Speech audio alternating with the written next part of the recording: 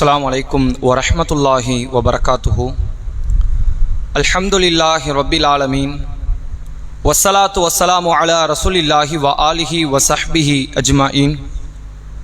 வமன் தபிஅஹு வ தாஅஹு பித்தீனி இலா யௌமித்தீன். ஃபகத் காலல்லாஹு தஆலா ஃபில் குர்ஆனில் அதீம் வல் ஃபுர்கானில் மஜீத். யா அய்யுஹல்லதீன ஆமனு தக்குல்லாஹ ஹக்க துகாத்திஹி வலா தமூதுன்ன இல்லா வ அன்தும் முஸ்லிமூன்.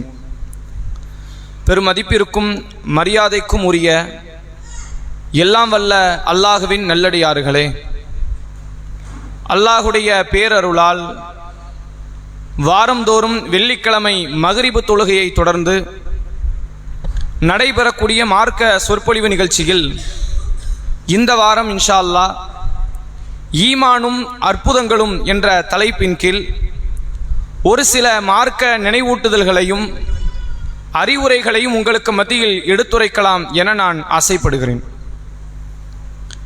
இஸ்லாமிய மார்க்கம் மனிதர்களுக்கு அற்புதங்கள் இருப்பதாக எங்கேயும் சொல்லவில்லை. அது நபிமார்களாகவே இருந்தாலும், எவ்வளவு பெரிய நல்லோர்களாக இருந்தாலும், அவர்களாக சுயமாக எந்த ஒரு அற்புதத்தையும் செய்ய முடியாது. அல்லாஹ் நாடினாலே அன்றி என்ற அளவிற்கு மார்க்கம் சொல்கிறது. அல்லாஹ் நினைத்தாலே அன்றி, அல்லாஹ் நாடினாலே அன்றி யாராலும் அற்புதம் செய்ய முடியாது. அதே நேரத்தில் யார் ஈமானில் உறுதி பெற்றவர்களாகவும் அல்லாஹ்வுக்கு பயந்தவர்களாக அல்லாஹ்வுக்கு கட்டுப்பட்டவர்களாக இருக்கிறார்களோ, நினையாபுரத்தில் இருந்து இறைவனுடைய அற்புதங்களை அவர்கள் சுவைப்பார்கள், இன்பத்தை பெறுவார்கள் என்றும் மார்க்கம் பல இடங்களில் நமக்கு சொல்லித் தருகிறது. நீங்கள் திருக்குரானை பார்க்கலாம். சூரா அன்கபூத் என்ற 29வது அத்தியாயம் 69வது வசனத்திலே அல்லாஹ் பேசுகிறான்.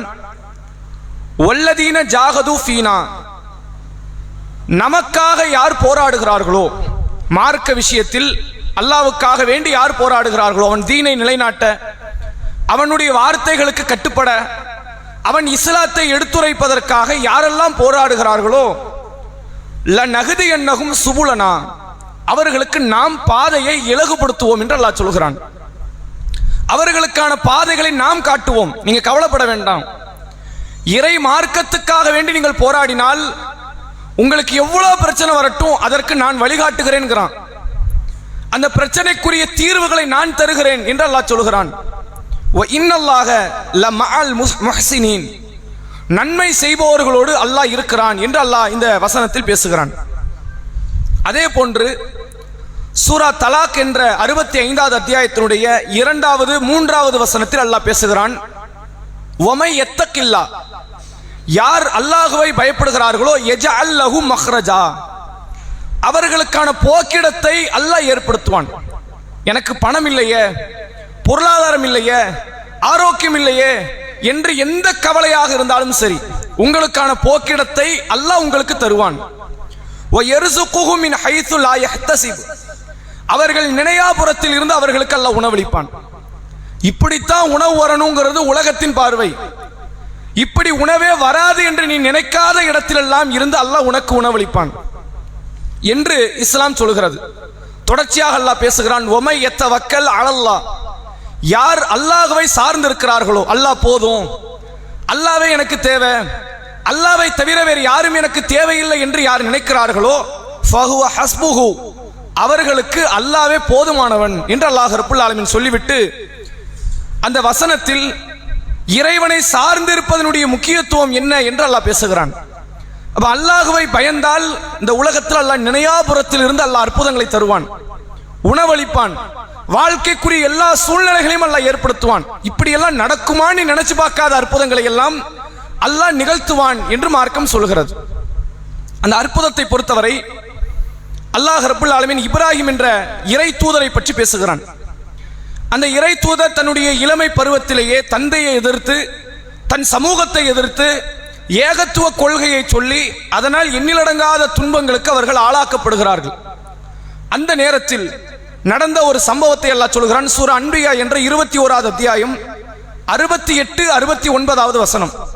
காலு ஹர்ரிகுஹு வன்சுரு ஆலிஹத்தக்கும் இன் குன்தும் ஃபாயிலின், அந்த இப்ராஹிம் நபியினுடைய காலத்தில் இருந்த அந்த காஃபிர்கள் சொல்கிறார்கள், நீங்கள் உங்கள் கடவுள்களுக்கு ஏதாவது உதவி செய்வதாக இருந்தால் இந்த இப்ராஹிமை எரித்து நாசமாக்கி நீங்கள் உதவி செய்யுங்கள்.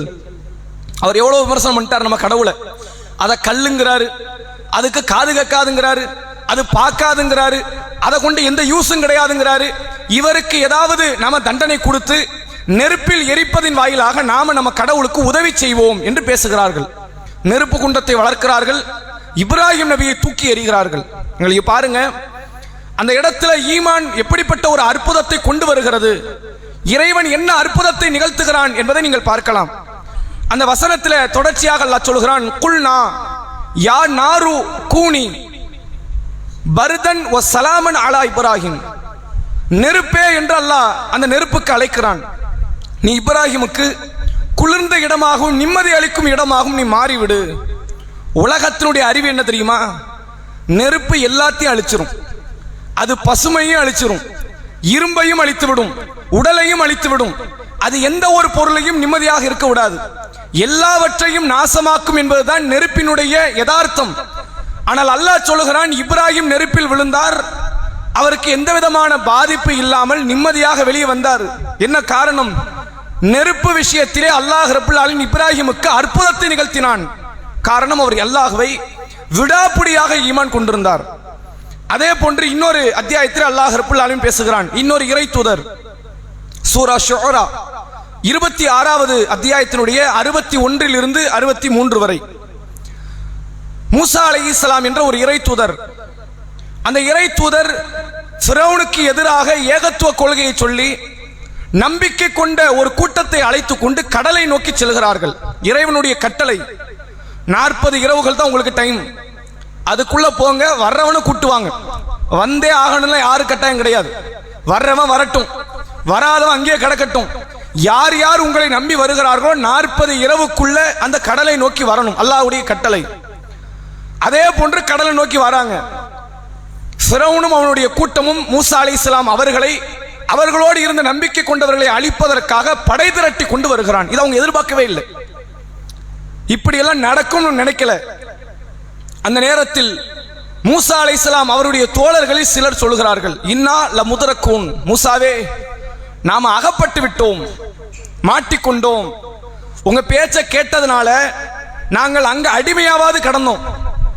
அவன் சொல்லும் பேச்சை கேட்டுக்கொண்டு அடிமையாக ஒரு வாழ்க்கையை வாழ்ந்து கொண்டிருந்தோம். இப்ப உங்க பேச்சை கேட்டு இப்ப நிலைமை என்ன? மௌத்து தான். கடலில் விழுந்து மரணிப்பதா, ஃபிரௌனுடைய கையால் மரணிப்பதா என்ற வாய்ப்பை தாண்டி 3வது வாய்ப்பு கிடையாது. இன்னால முதரக்கூன், மூசாவை நாங்கள் அகப்பட்டு விட்டோம் என்று சொன்னார்கள். அப்ப மூசா அலைஹிஸ்ஸலாம் அவர்கள் சொன்னார்கள், கல்லா இன்ன மஅய்ய ரப்பி சயஹ்தீன். அப்படி இல்லை, என் இறைவன் என்னோடு இருக்கிறான், அவன் எனக்கு வழிகாட்டுவான். அல்லாஹ் யாரு கூட இருக்கிறான்? படைச்சவன் நினைச்சாதானே உயிர் எடுக்க முடியும். படைத்தவன் ஃபிரௌனோடு இருக்கிறானா என்னோடு இருக்கிறானா? என்னோடு இருக்கிறான், அப்ப அவன் எனக்கு வழிகாட்டுவான், கண்டிப்பாக வழிகாட்டுவான் என்று உறுதியிட்டு சொன்னார்கள். அந்த ஈமானிய பிடிப்பு. உலக யதார்த்தம் என்ன தெரியுமா? ஒன்னு ஃபிரௌன் கையால மௌத்தாகுங்கிற நம்பிக்கை, அல்லது கடலில் விழுந்துதான் மரணிக்க வேண்டும் என்ற தாண்டி வேற எந்த நம்பிக்கையும் வராது. இந்த ஈமான் புதிதாக ஒரு நம்பிக்கை பிறப்பிக்கும், உருவாக்கும். வழியே இல்லைங்கிற இடத்துல கூட அந்த நம்பிக்கையை நிலைநாட்டும். மூசா அலைஹிஸ்ஸலாம் அவர்களுக்கு அவர்கள் அறிவு சொல்லுகிறது இங்க எந்த வழியும் கிடையாது, ஈமான் சொல்லுது ஒரு வழி இருக்குது, அது அல்லாஹ் காட்டுவான். தொடர்ச்சியாக அல்லாஹ் சொல்கிறான், ஃபௌஹைனா இலா மூசா அன்இர்தி பி அஸாக்கல் பஹர். மூசாவுக்கு நாம் வஹி அறிவித்தோம், மூசாவே உங்கள் கைத்தடியை கொண்டு கடலில் அடியுங்கள். அடிக்கிற வரைக்கும் மூசா நபிக்கு தெரியாது இங்க என்ன நடக்க போதும். கொஞ்ச நேரத்துக்கு முன்னாடி தான் கைத்தடி தூக்கி கீழே போட்டோம், பாம்பா மாறிச்சு. இப்ப அது மாறி இங்க யூஸ் கிடையாது. பாம்பா மாறதை கொண்டு அந்த படையை வெல்ல முடியுமா? மூசா அலைஹிஸ்ஸலாமுக்கு என்ன செய்யன்னு தெரியாது. அல்லாஹ் சொன்னதால் கைத்தடியை கொண்டு கடலை அடிக்கிறார்கள். தொடர்ச்சியாக அல்லாஹ் சொல்கிறான், ஃபன்ஃபலக ஃபகான குல்லு ஃபர்கின் கதௌதில் அதீம். உடனடியாக கடல் பிளந்தது, 2 பக்கத்தில் இருந்த தண்ணி இருக்குதே மலையை விட மிக பிரம்மாண்டமாக மாறியது என்று அல்லாஹ் குர்ஆனிலே சொல்கிறான்.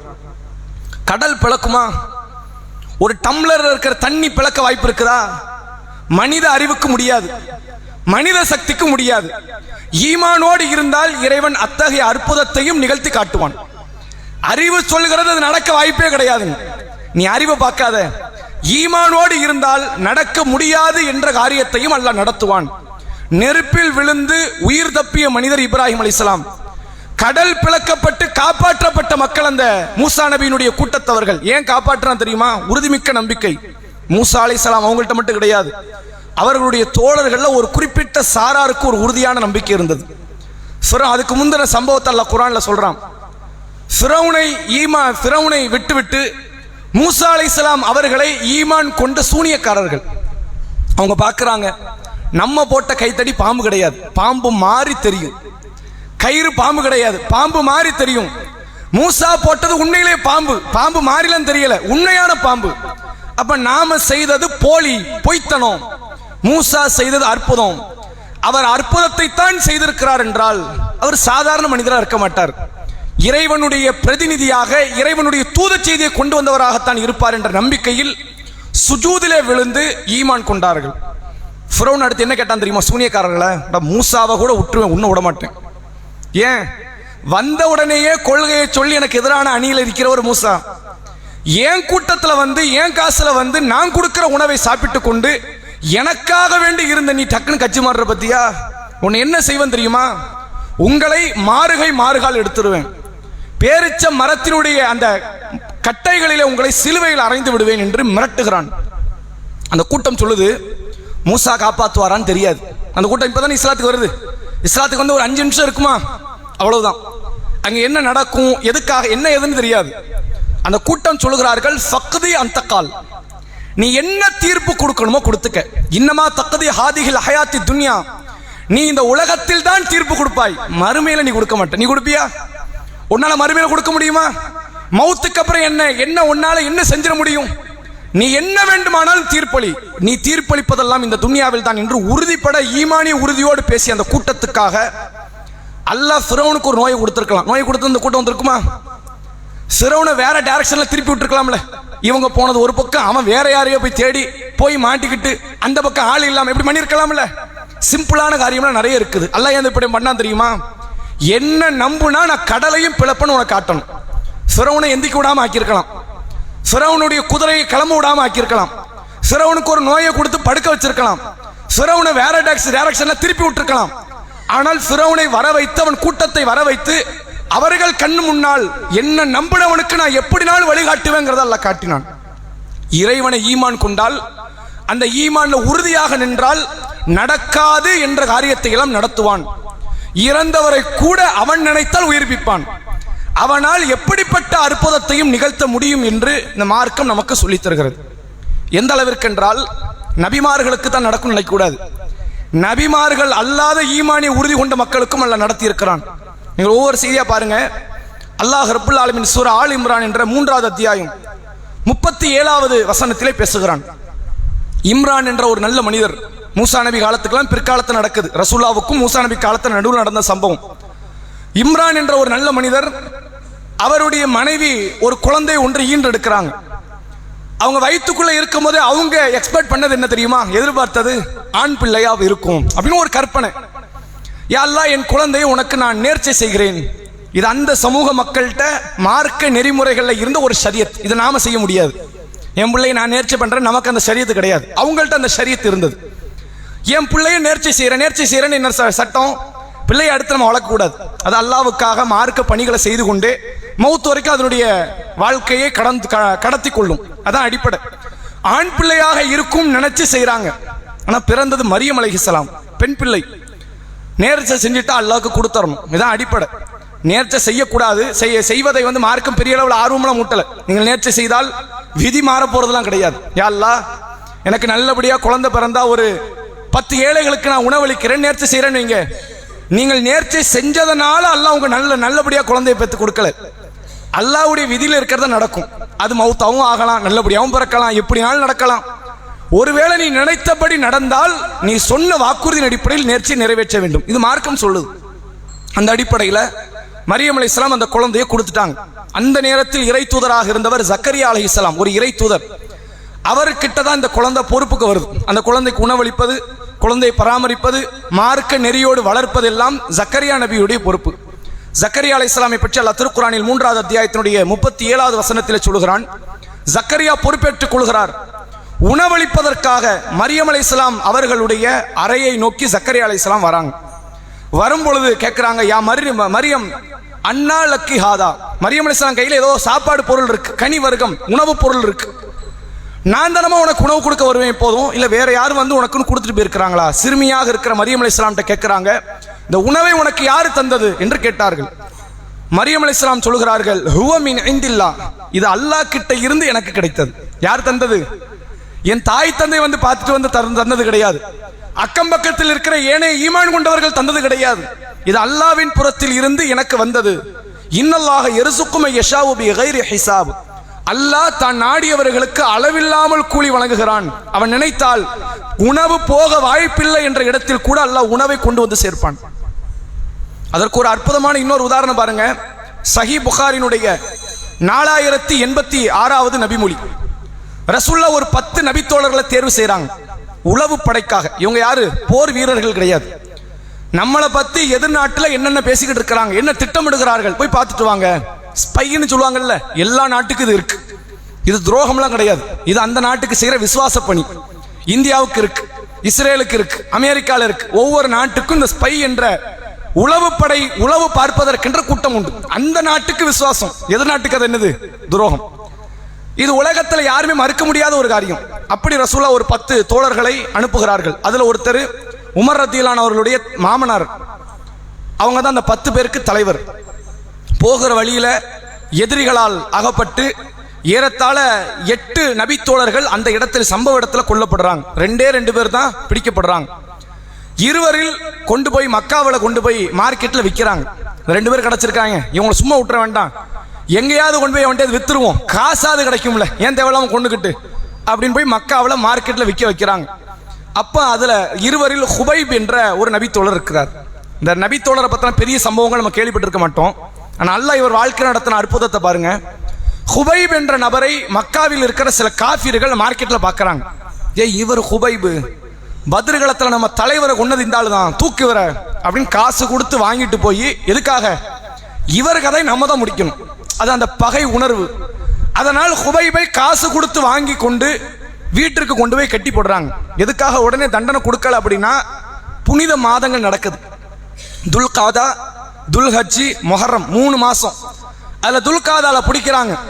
புனித மாதங்களில் பலியிடுவதோ, புனித மாதங்களில் அந்த பகை உணர்வை தீர்த்து கொள்ளக்கூடிய போர் உணர்வுகள் எதுவுமே இருக்கக்கூடாது. இது மக்கா காஃபிர்கள்ட்ட இந்த பண்பாடு இருந்துச்சு, அவங்க கரெக்டாக அதை கடைபிடிச்சிக்கிட்டு இருந்தாங்க. அவங்க கிட்ட இருந்த சில நல்ல பண்புகள் இது ஒன்று. அப்போ ஹுபைபை வீட்டில் தங்க வச்சு உணவுலாம் கொடுக்குறாங்க. அந்த நேரத்தில் சில நேரங்களில் கொடுமைப்படுத்துவதற்காக உணவு கொடுக்காமலும் விட்டிருந்தாங்க. இந்த 3 மாத இடைவெளியில சங்கிலிகளால் கட்டி பிணைக்கப்பட்டு உணவு கொடுக்காத சூழ்நிலைகள் கூட ஹுபைபுடைய வாழ்க்கையில் நடந்தது. அந்த சம்பவத்தை ஃபாத்திமா என்ற ஒரு நபி தோழியர், ரசூலா மகள் இல்லை, இது வேற ஃபாத்திமா, அந்த ஹுபைபுடைய வீட்டில் இருந்த ஃபாத்திமா என்ற பெண் பிற்காலத்தில் இஸ்லாத்தை ஏற்றுக்கிட்டு அவங்க தான் அந்த சம்பவத்தை சொல்றாங்க. ஹுபைப் எங்க வீட்டுக்கு வந்தாரு, என் வாழ்நாளில் ஹுபைபை போன்ற ஒரு சிறந்த அடிமை நான் பார்த்தது கிடையாது, சிறந்த கைதியை நான் பார்த்தது கிடையாது, அப்படிப்பட்ட ஒரு சிறந்த மனிதர். என்ன காரணம்னா, அவங்க மறை உறுப்புகள்ல முடியை எடுப்பதற்காக வேண்டி சவர கத்தி என்கிட்ட கேட்டிருந்தாங்க. நான் எடுத்து கொடுத்தேன். என் வீட்டில் என்னுடைய குழந்தை தவழ்ந்து கொண்டே போய் அவர் மடியில் போய் உட்கார்ந்துருச்சு. அவர் குறைஞ்சபட்சம் என்ன பண்ணிருக்கலாம் தெரியுமா? புள்ள கழுத்துல கத்தியை வச்சு மிரட்டி இருக்கலாம். என்ன தப்பிக்க விடுறியோ, உன் பிள்ளைய நான் கொல்லவான்னு கேட்டிருக்கலாம். அல்லது நம்ம எப்படி நம்மளை தப்பிக்க விட போறது இல்லை, குறைஞ்சபட்சம் உன் குடும்பத்தில் ஒரு ஆளையாவது போட்டுருவோம், அப்படியாவது பண்ணியிருக்கலாம். ஏன்னா இந்த உணர்வுலாம் மக்கா காஃபிர்கள்ட்ட ஊறி போய் கிடந்துச்சு. ஒரு ஆளை ஒருத்தன் கொண்டுட்டான்னு வைங்களேன், 10 தலைமுறைக்கு இந்த தகவல் சொல்லிக்கிட்டே இருப்பான். அவன் வீட்டில் ஒருத்தனை கொல்லணும்டா, நம்ம முப்பாட்டுனாரில் ஒருத்தனை கொண்டுட்டான், அப்படியே சொல்லி சொல்லி 10 தலைமுறை, ஒரு தலைமுறை தாண்ட 33 வருஷம், ஏறத்தாழ 300 வருஷம் தாண்டி அந்த குடும்பத்தை ஒருத்தனை கொள்ளுவான். 300 வருஷத்துக்கு முன்னாடி உன் முன்னோர்ல ஒரு ஆள் என் முன்னோர்ல ஒரு ஆளை கொண்டு இருக்கிறான், அதுக்கு நான் இப்போ உன்னை கொண்டு கதை தீர்க்கிறேன், கதையை முடிக்கிறேன், கணக்கு தீர்க்கிறேன் என்ற அளவில் அப்படிப்பட்ட பகை உணர்வு கொண்டவர்கள் மக்கா காஃபிர்கள். அந்த கூட்டத்தில் இப்படி ஒரு நபரை பார்த்தோன்னா ஃபாத்திமாங்கிற அந்த பெண்ணுக்கு அவ்வளோ பெரிய ஆச்சரியம். அந்த நபரால் தான் இந்த ஃபாத்திமா இஸ்லாத்தையும் ஏற்றுக்கொள்கிறார்கள். அப்போது அந்த நடந்த சம்பவத்தை சொல்றாங்க. சஹீஹ் புகாரினுடைய 4086வது நபிமொழி, லக்கத் ராய்துஹு யகுலு மின் கித்ஃபி ஐனப் வமா பி மக்கத்த யௌமைதின் சம்ரா. நான் அவருடைய கையில சில திராட்சை பழத்தை பார்த்தேன். அன்றைய நாளில் மக்கா முழுக்க எந்த பழமும் கிடையாது. அன்றைய நாள் எது கிடையாது, மொத்த மக்காவில் அந்த திராட்சை பழத்தை பார்க்க முடியாது. ஆனால் ஹுபைபு கையில நாங்க பார்த்தோம். அவர் யாரை கொடுத்தான்னு எனக்கு தெரியாது, எங்க இருந்து அந்த திராட்சை பழம் வந்துச்சுன்னு எனக்கு தெரியாது. ஆனால் மக்காவில் அந்த சீசன்ல திராட்சையே கிடையாது. இவருக்கு அடிமை, இவர் கைதி, வீட்டில் கட்டப்பட்டிருக்கிறார். இவர் கையில எப்படி திராட்சை பழம் வந்துச்சுன்னு எனக்கு தெரியாது. தொடர்ச்சியாக சொல்கிறார்கள், வ இன்னஹு லமூஸகு ஃபில் ஹதீத் வமா கான இல்லா ரிஸ்குன் ரிஸ்கஹுல்லாஹ். அவர் கைகள் விலங்கால் கட்டப்பட்டு வீட்டுள்ள அடப்பட்டு கிடக்கிறார். நான் நினைக்கிறேன் இது அல்லாஹுவால் அவருக்கு வழங்கப்பட்ட ரிஸ்க் என்று தான் நான் நினைக்கிறேன். நான் பிற்காலத்தில் இதுதான் அந்த ஃபாத்திமா என்ற பெண்ணை இஸ்லாத்தின் பக்கம் கொண்டு வருவதற்கு வாய்ப்பாக அமைந்தது என்ற செய்தியை பார்க்க முடிகிறது. இப்போ அல்லாஹ் ரப்புல் ஆலமீன் பெரிய பெரிய நபித்தோழருக்குத்தான் அற்புதம் செய்வான்னு கிடையாது, நபிமார்களுக்குத்தான் அற்புதம் தருவான் கிடையாது. நீங்கள் ஹுபைபை பத்தி எத்தனை சம்பவம் நீங்க பார்க்கலாம்.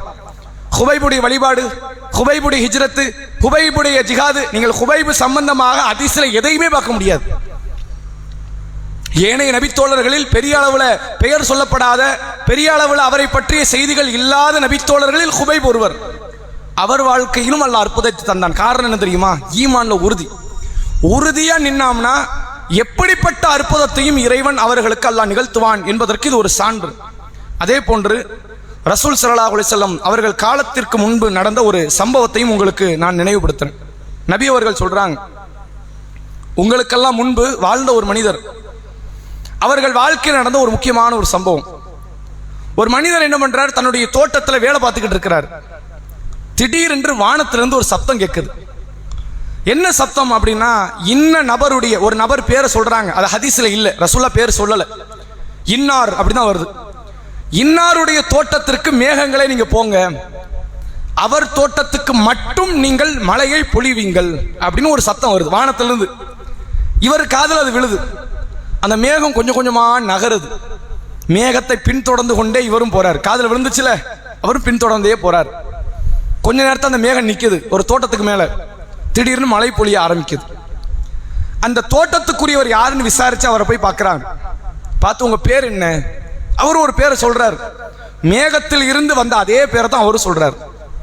அப்ப நடந்த சம்பவத்தை சொன்னார். நான் என்னுடைய பகுதி இப்படி தொலை தூரத்தில் இருக்குது, அங்க ஒரு சப்தத்தை என் காதுல கேட்டேன். வானத்தில் இருந்து உங்கள் பெயரை சொல்லி உங்கள் தோட்டத்திற்கு மட்டும் மழை பொழியும்படி அந்த மேகத்திற்கு யாரோ கட்டளை இட்டார்கள். எனக்கு யாருன்னு தெரியாது. நான் வந்து பார்த்தேன், அது உங்கள் தோட்டத்தில் தான் அந்த மழை பொழியுது. நீங்க யாரு, உங்களுக்கு ஏன் இந்த அற்புதம் நடந்தது அப்படின்னு ஒரு சம்பவத்தை கேட்கிறாங்க. அந்த நபர் சொல்கிறார், நான் பெரிய அளவுல ஒன்றும் சாதிச்சதெல்லாம் கிடையாது. நான் விவசாயம் செய்கிறேன். அதுல இருந்து லாபம் வரும்ல, அதை 3 பங்காக நான் பிரிப்பேன். எவ்வளவு வரட்டும், 1 லட்சம் வரட்டும், 1 கோடி வரட்டும், 100 ரூபா வரட்டும், ஒன்றும் பிரச்சனை இல்லை. எவ்வளவு வந்தாலும் அதை 3 பங்குகளாக நான் பங்கிடுவேன். ஒன்று என் மனைவி பிள்ளைங்க என் குடும்ப செலவுக்கு, இன்னொன்று அடுத்த கட்ட முதலீடு போடணும்ல, எல்லாத்தையுமே செலவு பண்ணிட்டு அடுத்து சாப்பாடுக்கு முதலீடாக அதை செலவழிப்பேன். 3வது பங்கு அல்லாஹ்வுக்காக வேண்டி அதை தர்மம் செய்து விடுவேன். ஏழை எளியவர்களுக்காக வேண்டி அதை வழங்கி விடுவேன். இஸ்லாம் சொன்ன நெறிமுறைகளை கடைபிடித்து ஈமானி உணர்வோடு வாழ்ந்ததால் அல்லாஹ் இந்த அற்புதத்தை அந்த மனிதருக்கு நிகழ்த்தினான்.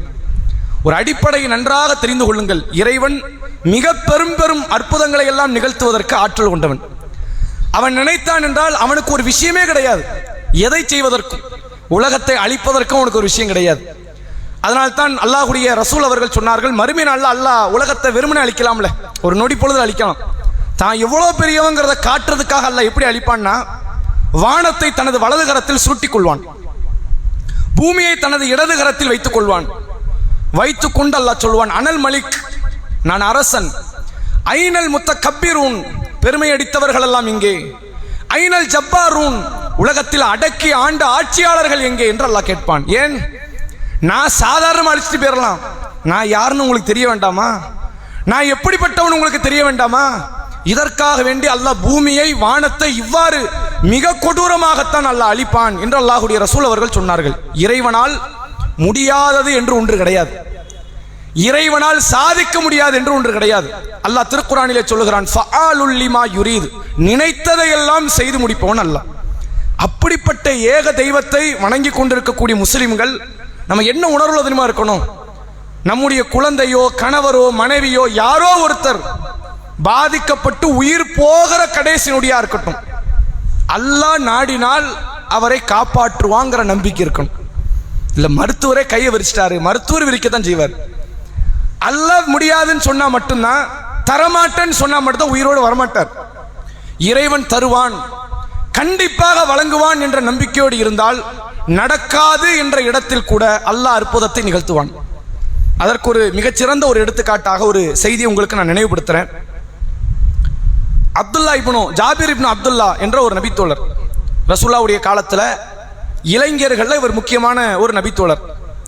இந்த ஜாபிர் பின் அப்துல்லா, இவருடைய வாப்பா தான் அப்துல்லா, உஹது களத்தில் கொல்லப்பட்டார். அந்த வாப்பா சில கடன்களை வாங்கியிருக்கிறார். கடன் எவ்வளோ அப்படின்னா கிட்டத்தட்ட 30 வசக் பேரிச்சம்பழத்தை ஒரு யூதன்ட்ட, 30 வசக்னா எவ்வளோ நான் பின்னாடி சொல்றேன், 30 வசக்கு பேரிச்சம்பழத்தை ஒரு யூதனிடத்திலிருந்து கடனாக பெற்றிருக்கிறார். என்ன காரணம்? இவருக்கு 9 பெண் பிள்ளைகள், ஒரே ஒரு பையன். அவரும் இப்பதான் இளமை பருவத்துக்கு வந்திருக்கிறார், இனிமேதான் உழைக்க போகணும். இப்போ 10 பிள்ளைகளுக்கு சாப்பாடு போடணும்னா இதுக்கிடையில மார்க்க பணிகள், ஜிஹாது இப்படின்னு எல்லாத்தையும் கவனிச்சுக்கிட்டு இருக்கிறார். அதனால போதிய பணம் இல்லை. ஒரு யூதனிடத்தில் 30 வசக்கு பேரிச்சம்பழத்தை பெற்று தான் இவர் வாழ்க்கையை நடத்தி இருக்கிறார். உஹது யுத்தம் நாளைக்கு, இன்னைக்கு இரவுல தன் மகனை அழைச்சி பேசுறார். மகன் முதல்ல கலந்து கொண்ட யுத்தம் உஹது யுத்தம். மகனை அழைத்து சொல்கிறார், மகனே, நாளைக்கு நடக்கிற இந்த யுத்தத்துல ஒருவேளை நான் கொல்லப்பட்டுருவணும்னு நான் நினைக்கிறேன். நபரா நான் தான் கொல்லப்படுவேன் எனக்கு ஒரு எண்ணம். அப்படி ஒருவேளை நான் கொல்லப்பட்டுட்டோம்னா உனக்கு நான் 2 பொறுப்பு கொடுத்துட்டு போறேன்ப்பா, நீ கவனிச்சுக்க. ஒன்னு, எனக்கு கடன் இருக்கு, அந்த கடனை நீ தான் கவனிக்கணும். கடன் ஆம்பளை தான் கவனிக்கணும்லாம் கிடையாது, பெண் பிள்ளைங்க கவனிக்கலாம். இந்த பெண் பிள்ளைங்க இன்னும் பருவ வயதை அடையக்கூடிய இடத்த தான் இருக்கிறாங்க. இதுக்கப்புறம் அதுக்கு சம்பாதிச்சோம், அதுகளுக்கு சொத்து இருந்து வாய்ப்பு கிடையாது. அப்ப நீ தான் அடைக்கணும். நீ தான் அடைக்கிற இடத்துல இருக்கிற, என் கடனை அடைச்சிரு. 9 பெண் பிள்ளை வச்சிருக்கிறேன், அந்த பிள்ளைகளை நல்லபடியா கரை சேர்த்துரு. அந்த பிள்ளைங்களுக்கான திருமண வாழ்க்கையை நீ ஏற்படுத்தி கொடுத்து விடு. இது நான் உனக்கு கொடுக்கிற வசியத் அப்படின்னு சொல்றாங்க. மறுநாள் காலை உஹது யுத்தம், முதல் நபித்தோழராக அப்துல்லா ரதியல்லானவங்க கொல்லப்படுறாங்க, ஷஹீதாக்கப்படுறாங்க. பிறகு போர்க்களம் முடியுது. இவர் அதுக்காக வாப்பா கொடுத்த அந்த 2 கோரிக்கை, ஒரு கோரிக்கை என்ன, 9 பெண் பிள்ளைங்க இருக்கு, அந்த 9 பெண் பிள்ளைகளை நல்லபடியா பராமரிச்சு திருமணம் முடிச்சு கொடுக்கணும். அதுக்காக இவர் என்ன பண்றாரு, தன்னுடைய வாழ்க்கையில கொஞ்சம் தியாகம் பண்றார். முதல் விஷயம், ஒரு விதவை பெண்ணா பார்த்து இவர் கல்யாணம் முடிக்கிறார். ரசூலுல்லாஹ்வே கேட்கிறாங்க, நீங்க கன்னி பெண்ணை கல்யாணம் முடிச்சிருக்கலாம்ல, ஏன், என்ன காரணம்? துலாயிபுகா ஓ துலாயிபுக்க, கன்னி பெண்ணை திருமணம் முடிப்பதனால் சில பல இன்பங்களை எல்லாம் அந்த கன்னி பெண் வாயிலாக நீங்கள் பெற்றுக்கொள்ளலாம். விதவை பெண்ணுக்கும் கன்னி பெண்ணுக்கு வேறுபாடு இருக்கு. விதவை பெண் என்பதனால் அந்த இன்பங்களை எல்லாம் நீங்க அனுபவிக்க முடியாது. சிரிச்சு பேசுறது பெரிய அளவில் இருக்காது. மனமகிழ்வுக்குரிய பல வாழ்க்கை சம்பவங்கள், சுவாரஸ்யங்கள் நடக்காது. ரசூல்லா கேட்கிறாங்க, ஒரு கன்னி பெண்ணை நீ கல்யாணம் முடிச்சிருக்கலாமேன்னு. அப்ப ஒரு விளக்கம் கொடுக்கிறார், எனக்கு 9 தங்கச்சி இருக்கிறாங்க, அவங்களோட இன்னொரு கன்னி பெண்ணை கூட்டு வந்தா 9ஓட 1 10 இப்படி ரூட்டி அடிச்சுக்கிட்டு தான் நடக்கும். பேசி சிரிச்சு விளையாண்டு அதற்கு பொறுப்பை உணர்த்துவதற்கு ஒரு விதவை பெண்ணாக இருந்தால் நல்லா இருக்கும் நான் நினைச்சேன். என் தங்கச்சிக்காக நான் இந்த தியாகத்தை செஞ்சேன் அப்படிங்கிறாங்க. இப்ப 2வது என்னது, கடன். அன்றைய நாள் கடனுக்காக வேண்டி அந்த யூதன் நிக்கிறான். எனக்கு இன்னைக்கே கடனை மொத்தத்தையும் பைசல் பண்ணணும். 30 வசக்கு பேரிச்சம்பழம், ஒரு வசக்கு அப்படின்னா 60 சா, ஒரு சாண 3 முத்து, ஒரு முத்துனா இவ்வளவு அளவு, இதுதான் ஒரு முத்து. இது மாதிரி 3 போட்டாதான் ஒரு சா, அது மாதிரி 60 போட்டாதான் ஒரு வசக்கு, அது மாதிரி 30 போட்டாதான் கடன் முடியும். ஏறத்தாழ எப்படின்னா இந்த முத்து மாதிரி 5600 முத்து போடணும். இந்த அளவுக்கு பேரிச்சம்பழம் இப்படி வச்சுக்கோங்க. ஒரு பேச்சு 1 கிலோ வருதுன்னு வைங்களேன், எவ்வளவு கொடுக்கணும் பேரிச்சம்பழம்? 5600 கிலோ பேரிச்சம்பழம்னா அந்த நபருக்கு கடனாக ஒப்படைக்கணும். அன்னைக்கு இவருக்குன்னு ஒரு தோட்டம் இருக்குது, பேரிச்சம்பழம்லாம் ரொம்ப கம்மியா இருக்கு. அந்த கடன் கொடுத்த யூதன் நிக்கிறான், இன்னைக்கே எனக்கு பைசல் பண்ணணும் அப்படின்னு. நேர ரசூலுல்லாஹ் போய் கூப்பிடுறாங்க, அல்லாஹ்வுடைய தூதரே, யூதன் இப்படி கேட்கறான், என்னால ஒன்றும் பண்ண முடியல, நீங்க ஏதாவது பேசுங்களேன், ஏதாவது பரிந்துரை பண்ணுங்க அப்படிங்கிறதுக்காக கேட்கறாங்க. ரசூலுல்லாஹ் சொல்றாங்க, அந்த பேரிச்சம்பழங்களை எல்லாம் எடுத்து பிரிச்சு கீழே போடுங்க, நான் வர்ற வரைக்கும் நீங்க அளந்து கொடுக்க வேண்டாம், நான் அளந்து கொடுக்குறேன் அப்படிங்கிறாங்க. ரசூலுல்லாஹ் வராங்க, அந்த பேரிச்சம்பழங்கள்லாம் குவியெல்லாம் போட்டு வச்சிருக்கு, மொத்தமே இவ்வளவுதான் இருக்கு. ஜாபிர் பின் அப்துல்லா ரதியல்லாஹு அவங்க சொல்றாங்க, என்னுடைய ஆசை அன்னைய நாள் எப்படிதான் இருந்துச்சு, இந்த பேரிச்சம்பழம் தான் எங்க வீட்டுக்கு சாப்பாடும், இதுல மிச்சம் வந்தாதான். நான் நினைச்சது என்னன்னா, அந்த மொத்த பேரிச்சம்பழம் கடன் அடைஞ்சா எனக்கு போதும் அப்படின்னு நான் நினைச்சுக்கிட்டு இருந்தேன். என் ஆசை என்ன, நாங்க பட்னி கடந்தா கூட பிரச்சனை இல்லை, வீட்டுல மொத்தம் 11 பேர், இவர் மனைவியோட சேர்த்து 11 பேர் நாங்க பட்னி கடந்தா கூட பிரச்சனை இல்லை, எனக்கு கடன் அடைஞ்சிட்டா போதும், எங்க வாப்பா கொடுத்த பொறுப்பு அது, அந்த பொறுப்பை நிறைவேற்றணும், பேரிச்சம்பழமே எனக்கு வேண்டாம் அப்படிங்கிற மனநிலையில நான் ரசூலுல்லாஹ் கூட்டு வந்தேன். ரசூலுல்லாஹ் வந்தாங்க, அந்த பேரிச்சம்பழத்தை ஒரு சுத்துனாங்க, அல்லாஹ் கிட்ட பரக்கத்துக்காக துவா கேட்டாங்க. ரசூலுல்லாஹ் பிஸ்மில்லா சொல்லி அளந்து போட ஆரம்பிச்சாங்க. 5600 கிலோ அளந்து போடணும். கொஞ்சம் கொஞ்சமா ஒவ்வொரு சாவா எடுத்து எடுத்து எடுத்து எடுத்து அளந்து போடுறாங்க. கடன் முடியுது, கடன் கொடுத்தவன் வாங்கிட்டு போயிட்டான். ஜாபீர் ரத்தியல்லாஹு அவங்க அந்த செய்தியை பிற்காலத்தில் அறிவிக்கிறாங்க, அதுல இருந்து ஒரு பேரிச்சம்பழம் கூட குறையலன்னாங்க. ஒரே ஒரு பேரிச்சம்பழம் கூட அதுல குறையல. என்ன அளவுக்கு ரசூலுல்லாஹ் வரதுக்கு முன்னாடி பேரிச்சம்பழம் இருந்துச்சோ மொத்த பேரிச்சம்பழத்தை அல்லாஹ் எனக்கு தந்துட்டான். இதான் அற்புதம். இது யாருக்கெல்லாம் தருவான்? யார் அவனை சார்ந்து இருக்கிறார்களோ, அவனை நம்பிக்கை கொண்டிருக்கிறார்களோ அந்த அற்புதத்தை அல்லாஹ் யாருக்கும் வழங்குவான். நபிக்குத்தான் கொடுப்பான்னு கிடையாது, நபி தோழர்களுக்கு தான் கொடுப்பான்னு கிடையாது, எல்லா நல்ல மனிதர்களுக்கும் அல்லாஹ் தருவான். நம்ம செய்ய வேண்டியது என்ன தெரியுமா? இஸ்லாம் சொன்ன அடிப்படையில் நம்மளுடைய வாழ்க்கையை அமைத்துக் கொண்டு அல்லாஹ்வை பயந்து நடந்தால் போதும். நடக்காது என்ற இடத்துல அல்லாஹ் நடத்துவான், முடியாதுங்கிற காரியத்தை அல்லாஹ் முடிய வைப்பான். அதுதான் அல்லாஹ் ரப்புல் ஆலமீனுடைய மிக பிரம்மாண்டகரமான அவனுடைய ஆற்றல்கள்ல உண்டு. நீங்க பார்க்கலாம், தம்பதியர்களாக இளம் தம்பதியர்களுக்கு பிள்ளைய கொடுக்கிறது பெரிய விஷயம் கிடையாது. உலக பார்வை தானே. முதியவனுக்கு நான் பிள்ளைய கொடுப்பேன் நல்லா காட்டுறான். இப்ராஹிமுக்கு கொடுத்தேன், ஜக்கரியாவுக்கு கொடுத்தேன், குழந்தை பெற்றுக்கொள்ள அருகதையற்றவர்களாக இருந்தவர்களுக்கு நான் கொடுத்தேன். அது மட்டும் இல்ல, கன்னி பெண் மரியமுக்கு நான் கொடுத்தேன். என்னால எதுவும் முடியாது என்ற காரியமே இங்க கிடையாது. இந்த நம்பிக்கை ஆழமாக முஸ்லிம்களுடைய உள்ளத்தில் இருக்கணும். நீங்க பாருங்க, திடீர்னு அடுத்த ஆட்சி மீண்டும் இதே பாசிசம் வந்துடும். நீதிமன்றம் அவங்க கையில தான் இருக்கு, பாராளுமன்றம் அவங்க கையில தான் இருக்கு, ராணுவம் விமானப்படை அவங்க கையில தான் இருக்கு. மொத்த ஆட்சியையும் மொத்த இந்தியாவினுடைய குடிமை யார் கையில தான் இருக்கு? அந்த பாசிசம் கையில தான் இருக்குது. அடுத்து எஜுகேஷன்ல கை வைப்பாங்க, வழிபாட்டு உரிமையில கை வைப்பாங்க, பொருளாதாரத்தில் கை வைப்பாங்க. முஸ்லிம்கள் சொத்து வாங்க முடியாது, விற்க முடியாது என்ற இடத்துக்கு வருவாங்க.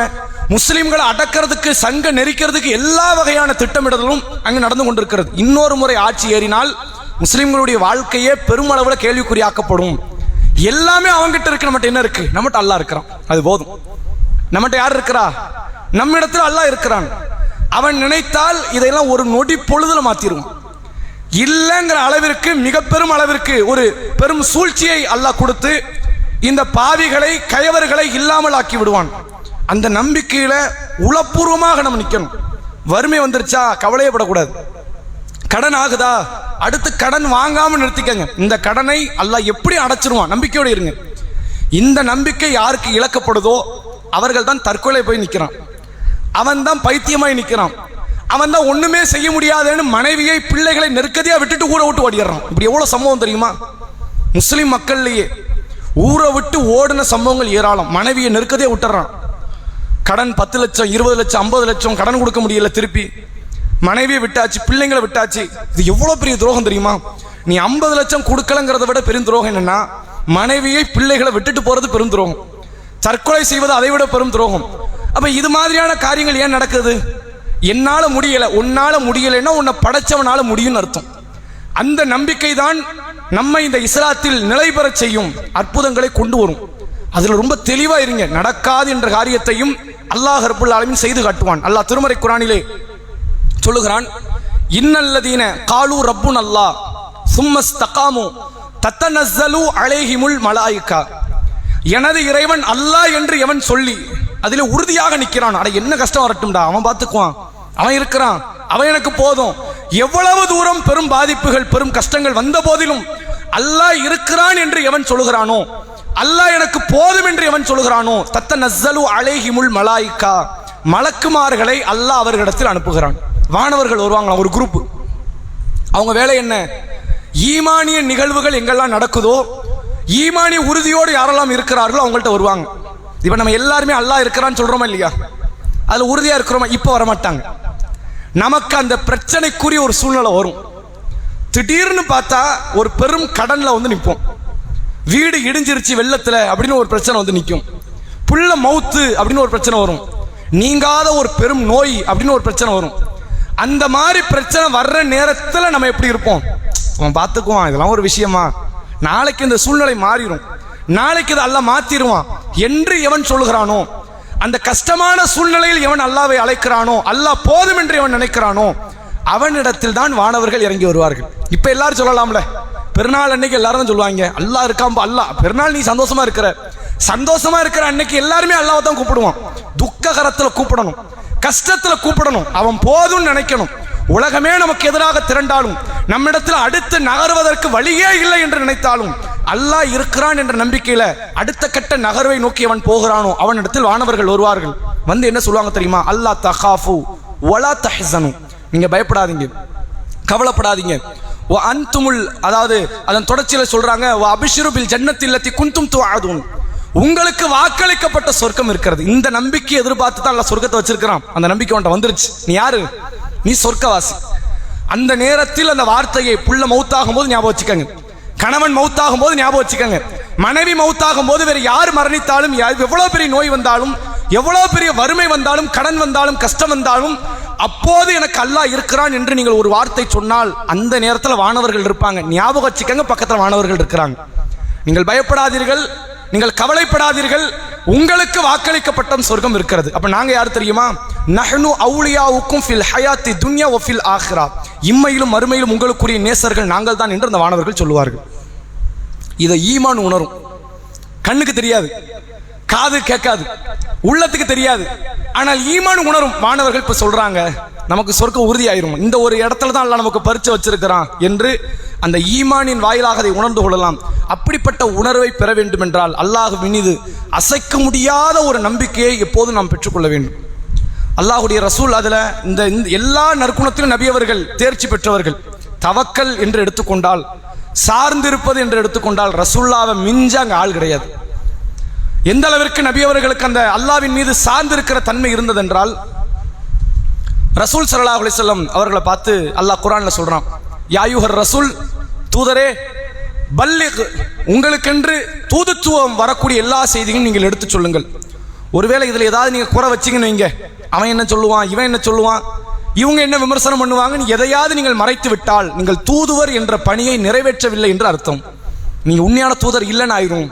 சொல்லிட்டு அல்லாஹ் சொல்றான், வல்லாஹு யஅஸிமுக மினன் நாஸ், மனித கரத்தை விட்டும் அல்லாஹ் உங்களை காப்பாற்றுவான். சூரா மாயிதாவில வரக்கூடிய வசனம். அல்லாஹ் என்ன சொல்றான்? மௌத்து வரும் உனக்கு, உங்களுக்கு, ஆனால் மனுஷனால வராது. யாரால வராது? அடுத்த உன்னை குத்திட்டான், உங்களை கொன்று விட்டான், கழுத்தை வெட்டிட்டான், இப்படி ஒரு நிலையில உங்களுக்கு மௌத்து வராது. நோயில வரலாம், ஒரு விபத்துல வரலாம், வேறு எதுலனாலும் மௌத்து வரலாம். எப்படி வராது? மனிதனால் உங்களுக்கு மரணம் வராது என்று அல்லாஹ் வாக்குறுதி அளிக்கிறான். இந்த வாக்குறுதிக்குரிய அந்த வசனம் வந்தது ஹிஜ்ரி 2 அல்லது ஹிஜ்ரி, அதாவது ரசூலுல்லாஹ் ஹிஜ்ரத் செய்த முதல் ஆண்டோ அல்லது இரண்டாவது ஆண்டோ வரக்கூடிய வசனம். இந்த வசனம் வரதுக்கு முன்னாடி வரைக்கும் மதீனாவில் இருந்த அன்சாரிகள் அவங்க எல்லாரும் ஒரு திட்டமிட்டு ரசூலுல்லாஹ்வை நம்ம காப்பாற்றணும். சும்மா ரசூலுல்லாஹ் மக்கள் கூட்டு வந்துட்டா பெரிய விஷயம் கிடையாது. நபியை காப்பாற்ற வேண்டிய பொறுப்பு யார்ட்ட இருக்கு? மதீனாவாசிகளாகிய நமக்கு தான் இருக்கு. அப்ப ஆளுக்கு ஷிஃப்ட் மாத்திக்கும். தினமும் ஒருவர் நபியினுடைய இரவு காவலராக யாராவது இருக்கணும் அப்படின்னு சொல்லி திட்டமிட்டு எல்லாரும் திட்டம் அமைச்சாச்சு. இந்த வசனம் இறங்குகிற அந்த நேரத்தில் சாத் பின் அபி வக்காஸ் ரதியல்லாஹு அன்ஹு ரசூலுல்லாஹ்வுடைய வாயில் காவலராக இருக்கிறாங்க. இரவு நேரத்தில் இந்த வசனம் இறங்குது. வசனம் இறங்கின உடனே ரசூலுல்லாஹ் சாத் அழைக்கிறாங்க, சாதே வாங்க வாங்க, அல்லாஹ் என்னை காப்பாற்றுவான்னு வாக்குறுதி கொடுத்துட்டான், இனி உங்களுடைய பாதுகாப்பு தேவையில்லை, நீங்க வீட்டுக்கு போகலாம். அன்றைய அதுக்கு முன்னாடி ரசூலுல்லாஹ் பெரும் வீரர், ரசூலுல்லாஹ் விரும்பல இந்த வாயில் காவலரை, சஹாபாக்களுடைய நிர்பந்தம் ரசூலுல்லாஹ் வச்சாங்க. அன்றைய நாளிலிருந்து நபிக்கு வாயில் காவலர் கிடையாது, ரசூலுல்லாஹ்க்கு செக்யூரிட்டி கிடையாது, ரசூலுல்லாஹ்க்கு எந்த விதமான பாதுகாப்பு கிடையாது. ஐவேளை தொழுகைக்கு பள்ளிவாசலில் சகஜமாக வந்து பழகி நபி யார், நபி தோழர் யார் என்று அடையாளம் தெரியாத விதத்தில் மக்களோடு மக்களாக கலந்து போர்க்களத்தில் எதிரிகளுடைய வாள்களுக்கு மத்தியில் நின்று போரிட்ட ஒரே நபர் அல்லாஹ்வுடைய ரசூல் மட்டும்தான். சஹாபாக்கள் சொல்றாங்க, ரசூலுல்லாஹ் மாதிரி அல்லது ரசூலுல்லாஹ்வை விட அதிகமாக போர் குணம் கொண்ட ஒரு நபரை நாங்க பார்த்ததே கிடையாதுங்கிறாங்க. சண்டைன்னு போய் நிக்கிறோம். எல்லாருக்கும் என்ன மனநிலை தெரியுமா? நம்ம சண்டை இடணும், அதே நேரத்தில் நம்மளை நம்ம பாதுகாத்துக்கணும். வீட்டில் மனைவிட்ட சொல்லிட்டு வந்திருக்கிறோம், பிள்ளைங்களை போய் பார்க்கணும், வியாபாரம் இருக்குது, தோட்டத்தோரவு இருக்குது, 1008 கமிட்மெண்ட்ஸ் இருக்குது. இது எல்லா சஹாபாக்களவே இருந்தாலும் சரி, இந்த மனசுல இந்த எண்ணங்கள் சலனம் ஆடும். ரசூலுல்லாஹ் எப்படி தெரியுமா? நாங்க ஒரு பகுதிக்கு போறோம் அப்படின்னா எதிரிகளை விட்டு நாங்க எங்களை தற்காத்துக் கொள்ள நினைப்போம். ரசூலுல்லாஹ் எதிரிகளுக்கு மத்தியில் நின்று போரிடுவார்கள். சில நேரங்களில் எங்களை தற்காத்துக் கொள்ள ரசூலுல்லாஹ் முதுகுக்கு பின்னாடி நாங்க ஒளிவோம். நாங்க சஹாபாக்கள் எதிரிகள் கடுமையா அடிக்கிறான்னு வைங்க, நாங்க என்ன செய்வோம்? நபி முதுகுக்கு பின்னாடி போய் நிற்போம், ரசூலுல்லாஹ் பாத்துக்குவாங்க அப்படின்னு போய் நிற்போம். அந்த அளவிற்கு அல்லாஹ்வுடைய என்ன காரணம்? அவன் வாக்குறுதி கொடுத்துட்டான். அவன் வாக்கு கொடுத்தா அவன் மீற மாட்டான், அதானே? அல்லாஹ் அது மட்டும் தான் வாக்குறுதி கொடுத்தானா? என்னை நம்பியவருக்கு நான் உணவளிக்கிறேங்கிறான். இது அல்லாஹ் கொடுத்த வாக்குறுதியே இல்லையா? ரசூலுல்லாஹ் எப்படி நம்பினாங்களோ அப்படி நம்பணுமா இல்லையா? கண்டிப்பா உணவளிப்பான், ஹராமுக்கு போயிட வேண்டாம். அந்த மனநிலை ஏன் வரல? அல்லாஹ் கட்டாயம் எனக்கு வட்டி இல்லாத, எந்த விதமான ஹராமான சூழ்நிலை இல்லாத, நேர்மையான முறையில் ஹலாலான சம்பாத்தியத்தை கொண்டு அல்லாஹ் என்னை போதுமாக்குவான், நான் ஹராமுக்கு போக மாட்டேன்னு ஏன் வரல? எல்லாருடைய மனநிலை என்ன ஆயிடுச்சு தெரியுமா? எல்லாரும் மோசடி பண்றான், எல்லாரும் திருடுறான், நானும் திருடுனாதான் இப்போ வண்டி ஓடும், திருடிட வேண்டியதுதான், மோசடி செய்ய வேண்டியதுதான், ஏமாற்ற வேண்டியதுதான் என்ற மனநிலைக்குள்ள முஸ்லிம் சமூகத்தவர்கள் உள்ளே நுழைய ஆரம்பிச்சிட்டாங்க.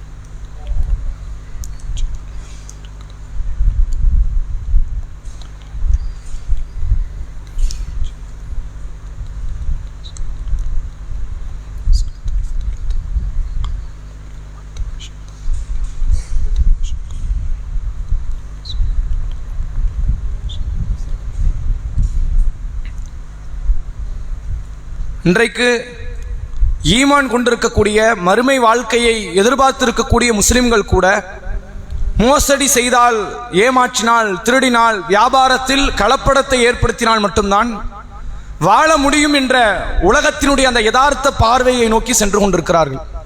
ஆனால் ஒன்றை புரிந்து கொள்ளுங்கள், அல்லாஹ் நினைத்தால் இல்லாத காரியங்களை கூட கொண்டு வருவான், கடனை எல்லாவற்றையும் அடைத்து விடுவான், எல்லா பிரச்சனைகளையும் நீக்கி விடுவான் என்ற ஒரு நம்பிக்கையோடு, ஈமானிய உணர்வோடு அல்லாஹ்வை சார்ந்திருக்கக்கூடிய ஒரு தன்மை நாம் வளர்த்து கொள்ள வேண்டும். அல்லாஹ் திருமறை குர்ஆனில் சூரா அன்ஃபால் என்ற 8வது அத்தியாயத்தினுடைய 2வது, 3வது, 4வது வசனத்தில் அல்லாஹ் பேசுகிறான்.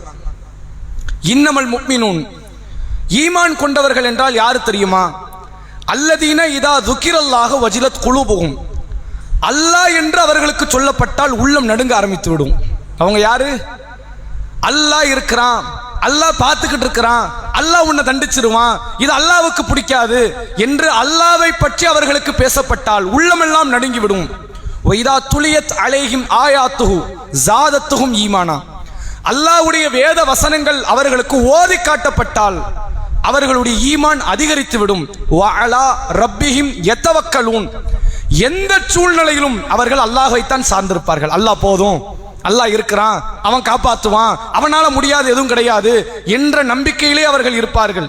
அல்லதீன யுகீமுன ஸலாத்த வ மிம்மா ரஸக்னாஹும் யுன்ஃபிகூன், அவர்கள் தொழுவார்கள், அவர்களுக்கென்று அல்லாஹ் வழங்கிய ரிஸ்கிலிருந்து தர்மம் செய்வார்கள்.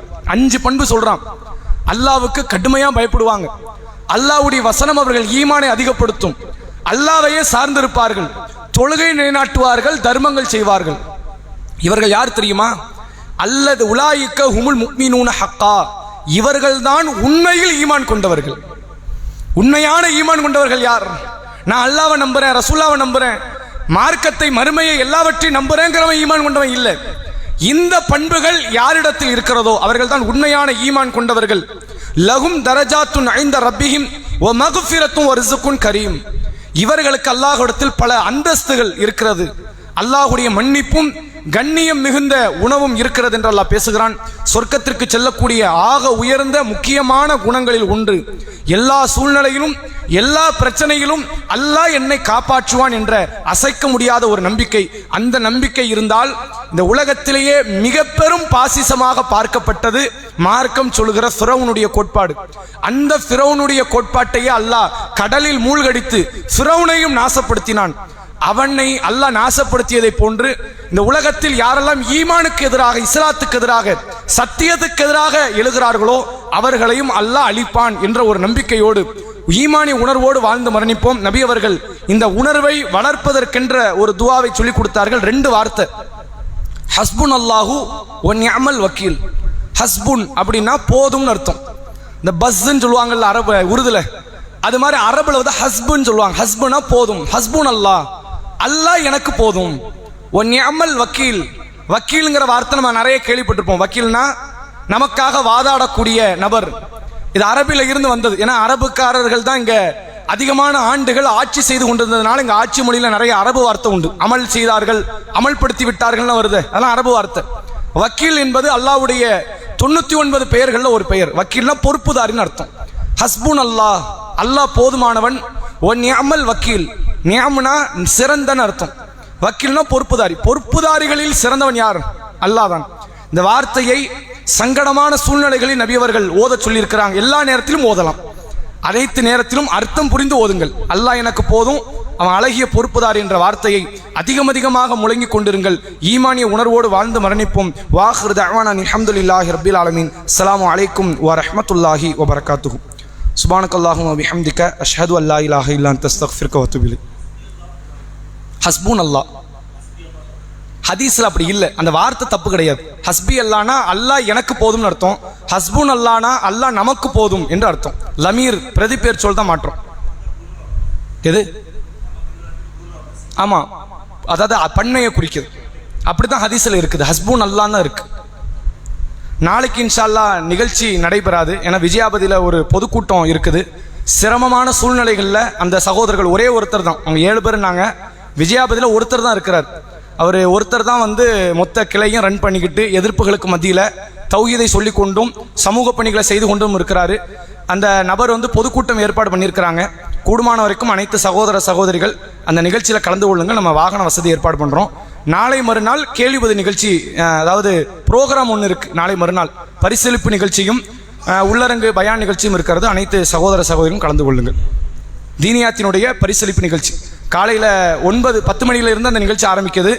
சாயங்காலம் 5 மணியிலிருந்து 8 மணி வரைக்கும் பரிசளிப்பு நிகழ்ச்சியும் பயான் நிகழ்ச்சியும் இருக்கிறது. அனைத்து சகோதர சகோதரர்கள் கலந்து கொள்ளுங்கள். அஸ்ஸலாமு அலைக்கும் வரஹ்மத்துல்லாஹி.